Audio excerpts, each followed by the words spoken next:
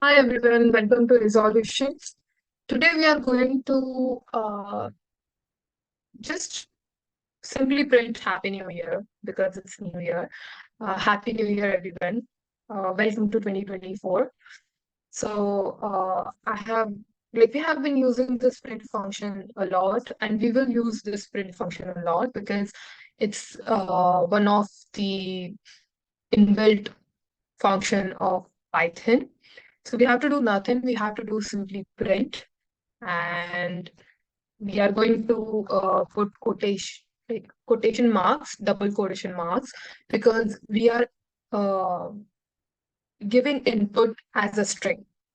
So we will simply put Happy New Year 2024 and we'll enter it. There you go. Voila. It's a simple one line uh, program. And Happy New Year, everyone. Thank you.